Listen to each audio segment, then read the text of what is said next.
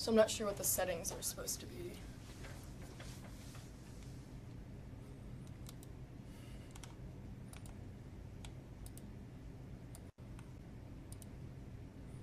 New information today, and that will be in a news release that the undersheriff will be passing out at the conclusion of the press conference. So thank you, and Sheriff, take it from here. First of all, thank you for all being here. Please be patient with us. It's been a long night. With us, we have our Field Services Captain, Brandon Brinks, Grand Traverse County Prosecutor, Noel Mogenberg, Munson Medical Center President, Joe Hershey, and Munson Medical Center Chief Medical Officer, Dr. Tom Schermerhorn. On July 26th of 2025 at 4:43 p.m., Central Dispatch began receiving calls stating that there was a man with a knife inside the Walmart store in Garfield Township, Grand Traverse County, Michigan, actively stabbing people. A Grand Traverse County Sheriff's deputy was near the location and arrived at 4:46 p.m. At the time of the deputy's arrival, multiple citizens, including one who was armed with a pistol, were confronting the male suspect in the parking lot and preventing him from harming further people and leaving. The deputy took the suspect into custody without further incident. During the incident, 11 individuals were injured by the suspect. The weapon used was a folding knife with a 3.5-inch cutting blade. Would you like to put that up?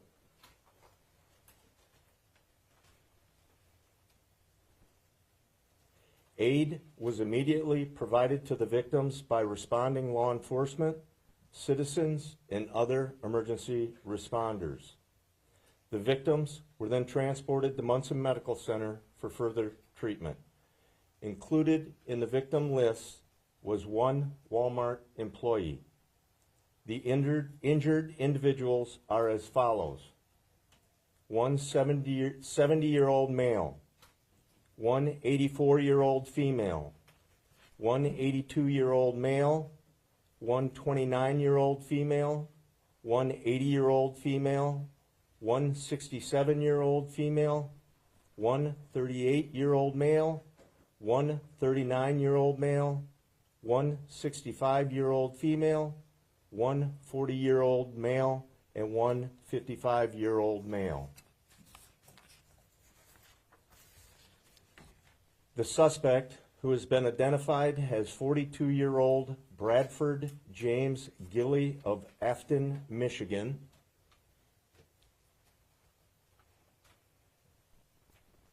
was arrested and transported to Grand Traverse County Jail, where he will remain pending formal charges and arraignment.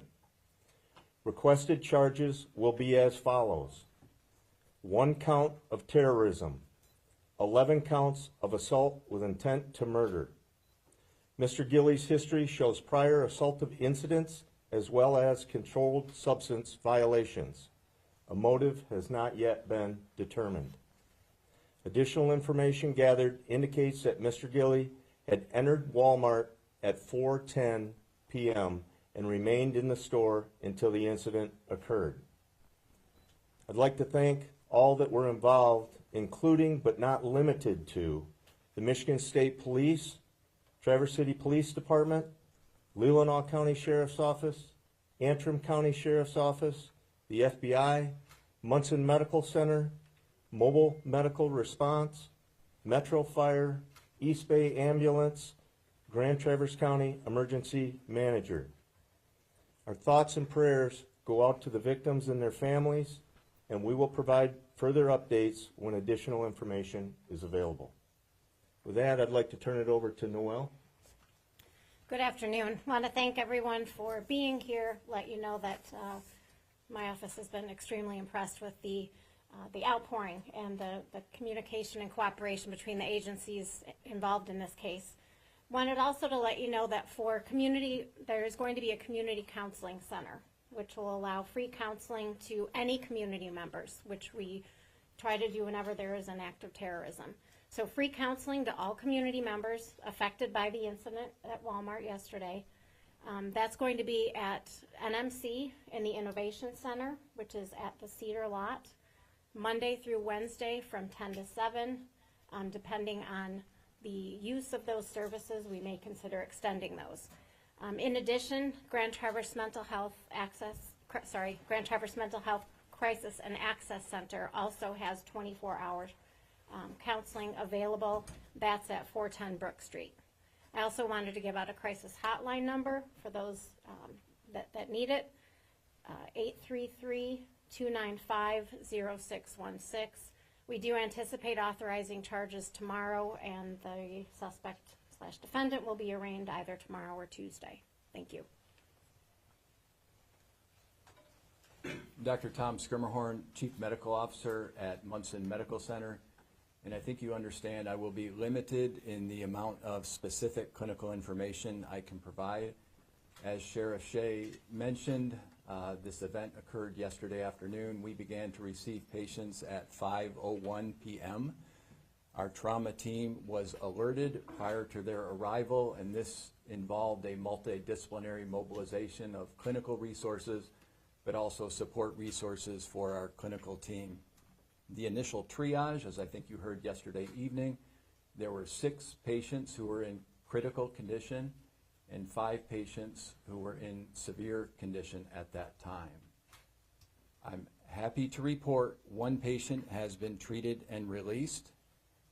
Now we have 10 remaining patients, 2 who remain in serious condition, and the others have progressed to fair condition. I will be followed by Joe Hershey, President and CEO of Munson Medical Center. Thank you, Dr. Skirmerhorn and others that are here today on behalf of Munson Medical Center and our amazing healthcare team. We are here to support and provide as much information as we can.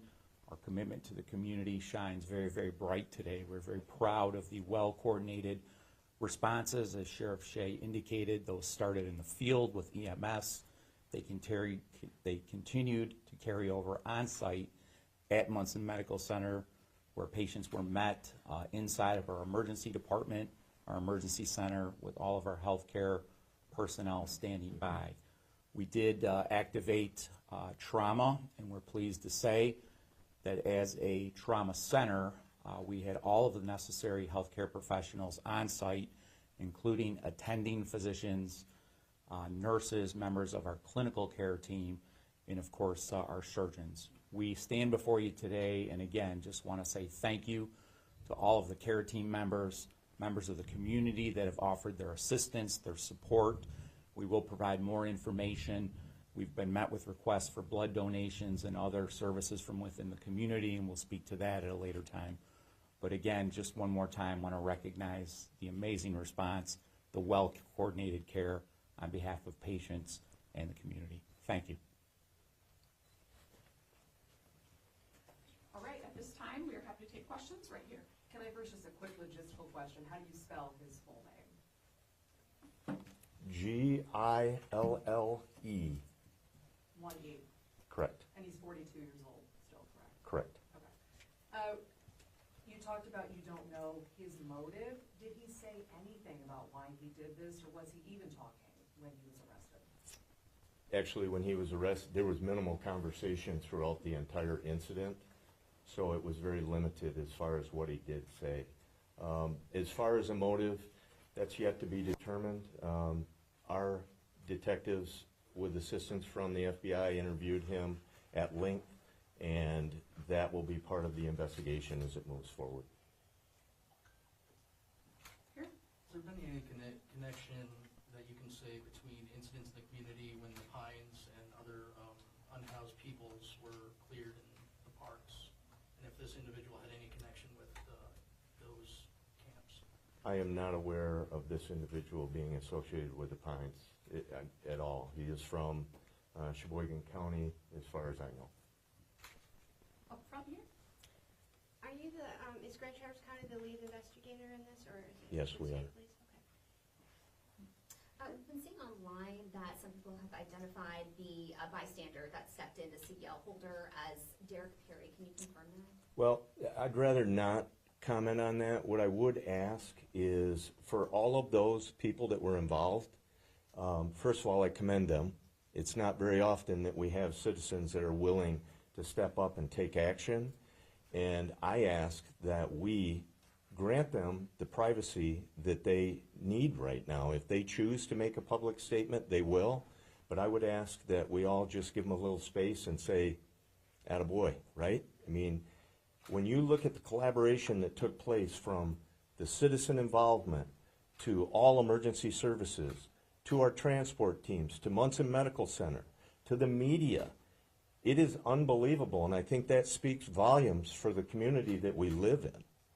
So I ask that you do. You grant them. I know there's things out there. I know the video's out there. Let's just give them some space. What they did was amazing. Right here, did any witnesses or victims say anything about what led up to it in the moments, like immediately prior? Did he say anything to anyone? Did anyone kind of set him off in a way? Not that I'm aware of, but again, our detective interviewed, and that will be part of the continued investigation. Live? Hi, Sherry McWhorter from MLive. I'm wondering if you've had a chance to look at the security camera footage from inside the store, and if that was able to give you any indications of what might have sparked this. So I have not, but our detectives have, and it's my understanding that I believe all 11 incidences to some degree are captured, and so that will be all part of the ongoing investigation. Is there a time when you expect you might be able to release that footage? Not at this time. Were all 11 in the store, or were any in the parking lot? So my understanding is one was kind of in the vestibule, and one was just on the outside. The rest were inside. And it started in the store? Correct. Front row? Did you find any additional weapons in his backpack or any vehicle that he might have brought with him? Not that I have been made aware of.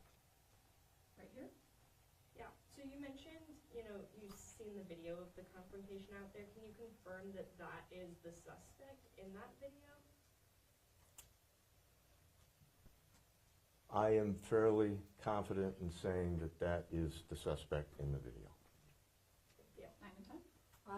I was curious, you said he's not from the area. Do you know why he was in Traverse City? Does he have like family or friends, or what he was doing?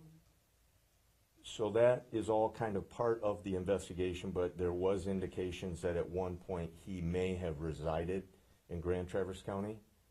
And so he was somewhat familiar with the area.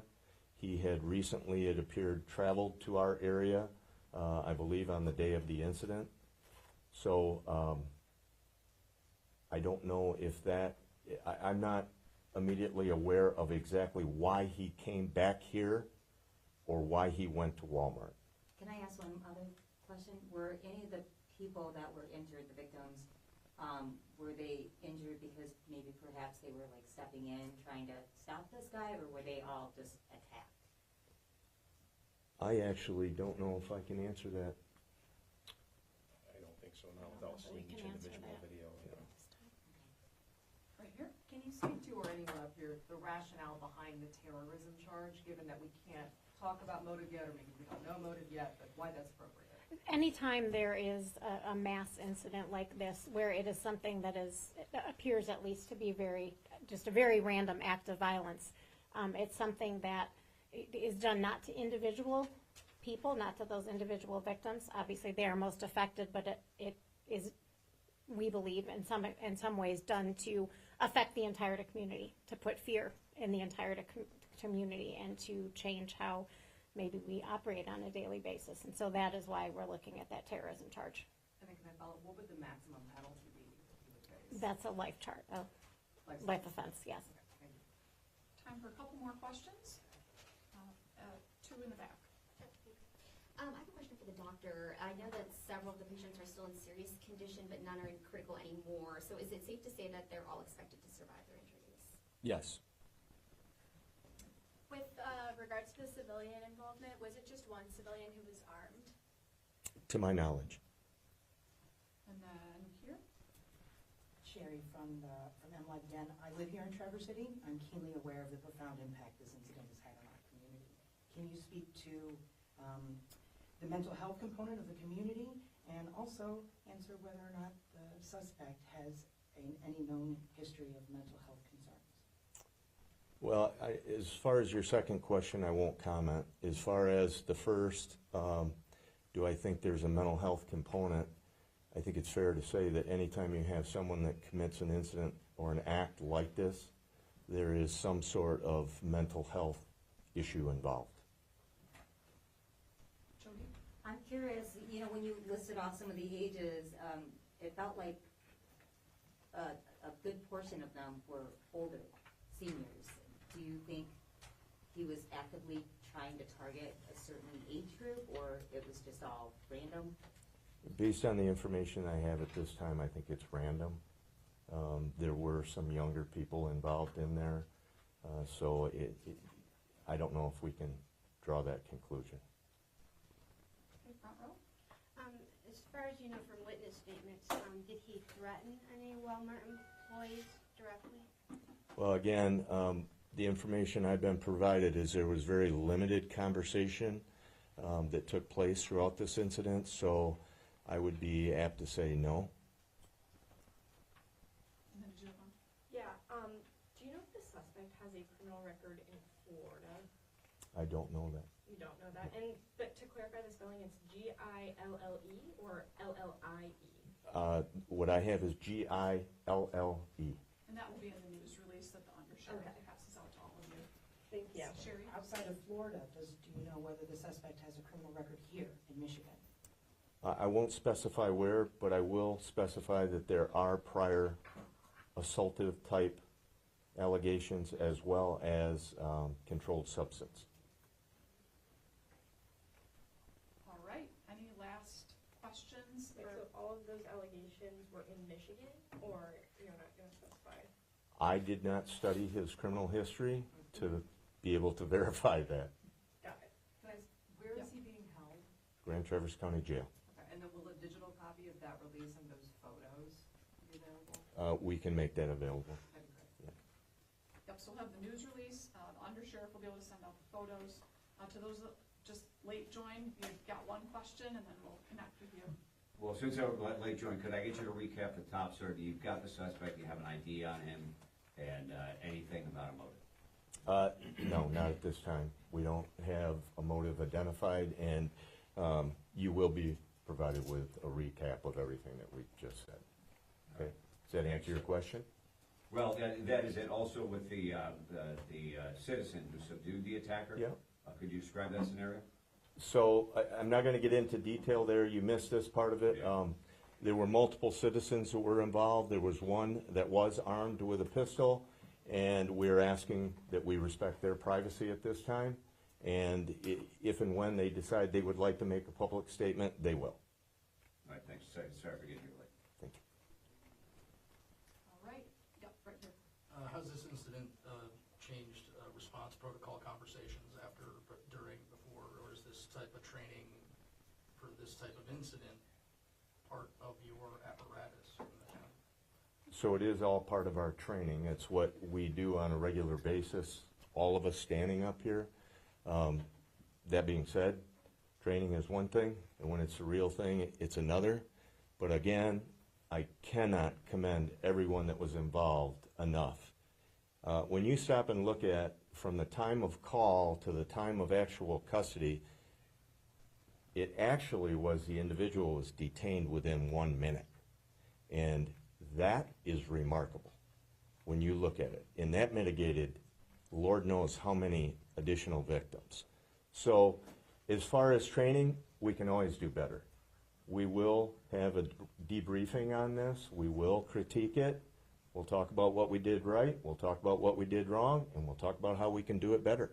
But overall, other than we have 11 victims, I'm very impressed. Last question. Do you have the name of the deputy that was close by and that responded so quickly? I do, but let's work through this, okay? I would like to take this one question. Okay, oh, I didn't see you, I'm sorry. Okay, thank you. I was wondering if the video that's been posted will be used as evidence. I've seen a number of videos posted, so which are you referring to? Any of them, all Potentially, yes. Yeah, we will be reaching out to the public and potentially they could be used. All right, thank you, everyone. So for follow-up, the sheriff will be available, and undersheriff will be available. And if you have questions for the healthcare team from Munson Healthcare, please direct those towards me. Thank you so much, and safe travels. Thank you for all showing up and putting up with the heat. For anyone from the media who would like a booking photo, ideally, if you have a business card with your email address on it, I can start working on it. Do you want to pass this out? Yes. Okay.